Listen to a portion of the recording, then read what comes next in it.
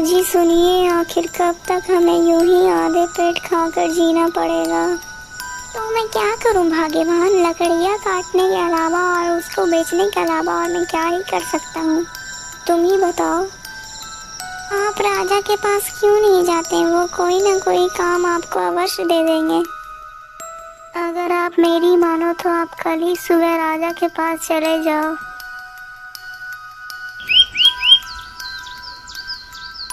सुबह होते ही सुल्तान सिंह अपनी पत्नी का बात मानते हुए राजा के पास चला जाता है।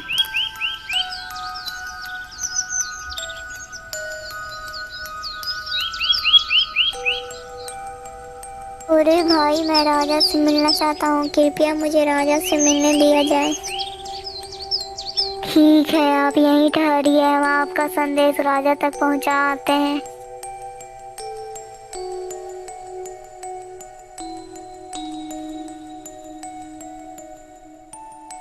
बोलिए सैनिक, क्या बात है। महाराज, आपसे मिलने एक व्यक्ति आया है जो अभी द्वार पर खड़ा है। ठीक है सैनिक, तुम उसे अंदर ले आओ।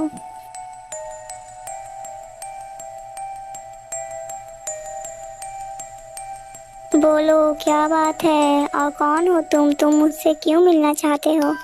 महाराज, मेरा नाम सुल्तान है और मैं आपके ही राज्य में रहता हूँ महाराज, और मैं यहाँ काम के सिलसिले में आया हूँ। यदि मुझे कुछ काम मिल जाता तो आपकी बहुत दया होती मुझ पर।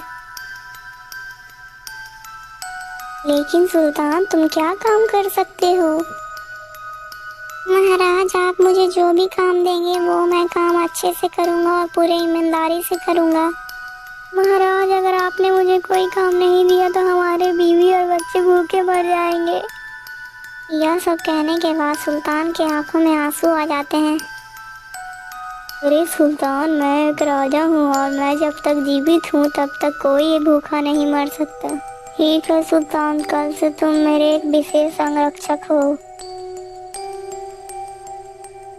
महाराज, आपकी जय हो, आप तो मेरे लिए भगवान के समान हो चुके हैं, जिसने मेरे परिवार को मरने से बचा लिया। आप महान हैं महाराज, मैं भगवान से यही प्रार्थना करूंगा कि आपका राज पहले से बहुत ही बड़ा हो जाए और आपकी उम्र भी बहुत ही लंबी हो जाए। सुल्तान सिंह खुशी के मारे फूले नहीं समा पा रहा था और वो अगले दिन से ही राजा के अंगरक्षक बन जाता है।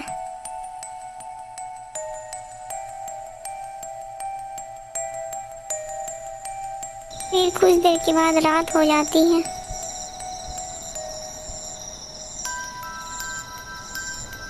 अरे सुल्तान सिंह, मुझे बहुत जोर से प्यास लगी है, तुम मेरे लिए पानी लेकर आओ। जी महाराज, मैं अभी लाया।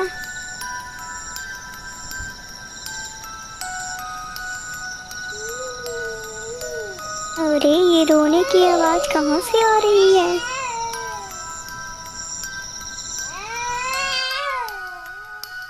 अरे सुल्तान, क्या जो आवाज मुझे सुनाई दे रही है वो आवाज तुम्हें भी सुनाई दे रही है।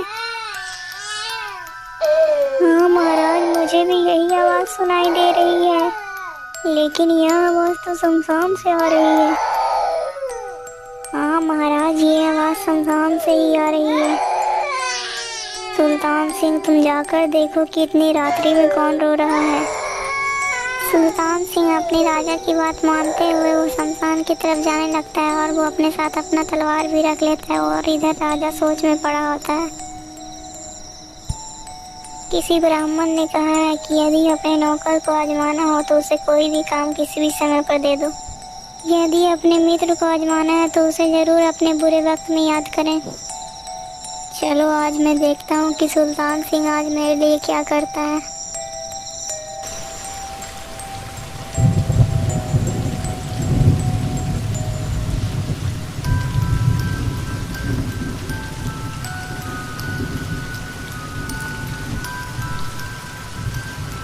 जैसे ही सुल्तान सिंह शमशान घाट में पहुंचता है तभी वो देखता है कि एक बहुत सुंदर स्त्री शमशान घाट में बैठी हुई है और वो बहुत सारे जेवर भी पहनी हुई है। तुम कौन हो देवी, और ऐसे तुम क्यों रो रही हो, वो भी इतने रात में और इस शमशान में। तुम्हारे ऐसे रोने का क्या अर्थ है। देखो राजा के सिपाही, मैं राजा मान सिंह के घर की लक्ष्मी हूँ, लेकिन अभी राजा पे बहुत भारी संकट आने वाला है, जिसके कारण राजा 1 महीने में ही मर जाएंगे। बस यही दुख है मुझे, इसीलिए मैं रो रही हूँ। हे देवी माँ, क्या राजा को इस संकट से बचाने का कोई उपाय नहीं है? उपाय तो है पुत्र, लेकिन उसके लिए बहुत बड़ी कुर्बानी देनी पड़ेगी। हे देवी माँ, आप सिर्फ उपाय बताइए, मैं अपने राजा के लिए कुछ भी कुर्बानी दे सकता हूँ। देखो पुत्र, अगर तुम सचमुच राजा की सलामती चाहते हो तो तुम गांव के बाहर जाकर देवी माँ के मंदिर में अपने पुत्र की बलि चढ़ा दो। ऐसा करने से राजा की उम्र 100 साल बढ़ जाएगी। उस औरत की बातें सुनकर वो सुल्तान दौड़ पड़ता है और उसके पीछे पीछे राजा भी चलने लगता है। राजा ये देखना चाहता था कि उसका विशेष संरक्षक उसके लिए क्या कर सकता है। सुल्तान सिंह घर जाते ही अपनी पत्नी को सारी कहानी बताता है। तभी उसकी पत्नी अपने बेटे के ऊपर हाथ फेरते हुए कहती है, बेटा, हमारे राजा का जीवन खतरे में है। बस वो एक ही कारण से बच सकते हैं, अगर तुम्हारी बलि उस देवी माँ के मंदिर में चढ़ाई जाए तो।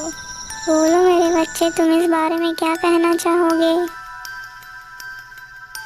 माँ, पहली बात तो ये मेरे माता पिता का हुक्म है, और दूसरी बात हमारे राजा का जीवन संकट में है, और तीसरी बात हमें देवी माँ के चरणों में मेरी बलि स्वीकार है। मुझे इससे ज्यादा हमारे लिए सौभाग्य की बात क्या हो सकती है? पिताजी, जल्दी चलिए, हमारे राजा पे कहीं कोई संकट ना आ जाए। इतना कहकर चारों देवी माँ के मंदिर में पहुँच जाते हैं। हे माँ आदिशक्ति, मैं अपने पुत्र का बलिदान इसलिए दे रहा हूँ ताकि हमारे राजा का आयु लंबा हो सके। हे माँ, हमारे पुत्र का आप बलिदान ले लीजिए, उसके बदले राजा का जीवन लौटा दीजिए। इतना सब कहने के बाद सुल्तान सिंह अपनी तलवार निकाल लेता है और वो अपने बेटे के सर को काटने के लिए जा ही रहा होता है। तभी रुक जाओ सुल्तान, ये तुम क्या कर रहे हो? तुम अपने ही हाथों से अपने पुत्र को मार रहे हो। अरे महाराज, आप यहाँ? महाराज, मैं अपने पुत्र का बलिदान बस आपकी ही जान बचाने के लिए कर रहा हूँ। मैं सब कुछ जानता हूँ मित्र, तुम मेरी जान बचाने के लिए अपने पुत्र की कुर्बानी दे रहे हो। ये सब कुछ मैंने ही किया है। मैं देखना चाहता था कि मेरा अंगरक्षक मेरी कितनी सलामती चाहता है। मित्र, तुम अपने कर्तव्य पर खड़े उतरे। अरे मित्र, तुम बहुत ही महान हो। आज से मैं तुम्हें अपना आधा राज्य देता हूँ और तुम मेरे अब सबसे अच्छे मित्र भी हो। दोस्तों, आपको इस कहानी से क्या शिक्षा मिली आप कमेंट में ज़रूर बताइएगा। और हाँ दोस्तों, वीडियो पसंद आई तो वीडियो को लाइक करके चैनल को सब्सक्राइब कर दीजिएगा। और हाँ दोस्तों, ऐसी और कहानी देखने के लिए हमारे चैनल में ज़रूर आइएगा।